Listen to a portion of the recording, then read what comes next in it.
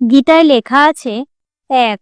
যখন তুমি কষ্ট আর কটু কথা দুটোই সহ্য করতে শুরু করবে, তখন বুঝবে তুমি বাঁচতে শুরু করেছ। ২. যদি ভগবান আপনাকে অনেক বেশি অপেক্ষা করাচ্ছেন, তাহলে প্রস্তুত থাকুন। তিনি আপনাকে যা চেয়েছেন তার চেয়ে অনেক বেশি দিতে চলেছেন। ৩. জীবন নিয়ে বেশি ভাববেন না। যিনি আপনাকে জীবন দিয়েছেন, তিনি কিছু না কিছু ভেবেই দিয়েছেন। ৪. শ্রীকৃষ্ণ বলেন, কাউকে দুঃখ দিয়ে আমার কাছে সুখ কামনা করো না। আর কাউকে যদি ক্ষণিকের জন্য সুখ দাও, তাহলে তোমার দুঃখ নিয়ে চিন্তা করো না। ৫. মৃত ব্যক্তিকে কাঁদ দেয়াকে মানুষ যেমন পুণ্য বলে মনে করে, তেমনি জীবিত মানুষের পাশে থাকাকে পুণ্য বলে ভাবতে শুরু করলে জীবন সহজ হয়ে যাবে। ৬. আমাদের অকারণে কোনো মানুষের সাথে দেখা হয় না। আমরা কিছু মানুষের থেকে শিক্ষা পাই আর কিছু মানুষের থেকে জ্ঞান পাই। ৭. কে কি করছে, কিভাবে করছে এবং কেন করছে, তা থেকে যতই দূরে থাকবেন ততই সুখী থাকবেন। ৮. আপনি হাসতে থাকলে পৃথিবী আপনার সাথে থাকবে, নইলে চোখের জল তো চোখেই ঠাঁই পায় না। ৯.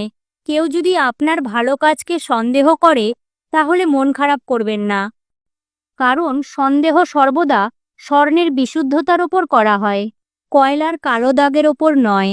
১০. মনের শান্তি জীবনের সবথেকে বড় উপার্জন। ১১. উপদেশ, সঙ্গ এবং সময়। কাউকে না চাইতে দিলে লোকেরা প্রায় সেগুলোকে সস্তা বলে মনে করে। ১২. একজন মানুষ যত শান্ত, সে তত গভীরভাবে বুদ্ধিমত্তা ব্যবহার করতে পারবেন। ১৩. যেমন পাতা না ঝরলে গাছে নতুন পাতা আসে না, ঠিক তেমনি কষ্ট ও সংগ্রাম ছাড়া ভালো দিনও আসে না। ১৪. যে ব্যক্তি অল্পতেই খুশি, তার কাছেই সবচেয়ে বেশি খুশি আসে। ১৫. যতক্ষণ আপনি ভয় পাবেন, ততক্ষণ আপনার জীবনের সব সিদ্ধান্ত লোকেরাই নিয়ে নেবে। ১৬. যারা আপনাকে সময় দেয়, তাদের প্রতি সর্বদা অনুগত এবং ঋণী হয়ে থাকবেন। ১৭.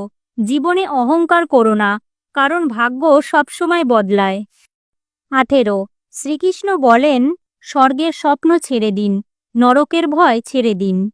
কে জানে কোনটা পাপ কোনটা পুণ্য? শুধু দেখুন নিজের স্বার্থ পূরণের জন্য যেন আপনার দ্বারা কেউ দুঃখ না পায়। বাকি সব প্রকৃতির ওপর ছেড়ে দিন। ১৯. সবাইকে নিজের গোপন কথা বলবেন না, কারণ আজ যে আপনার সাথে আছে, কাল সে আপনার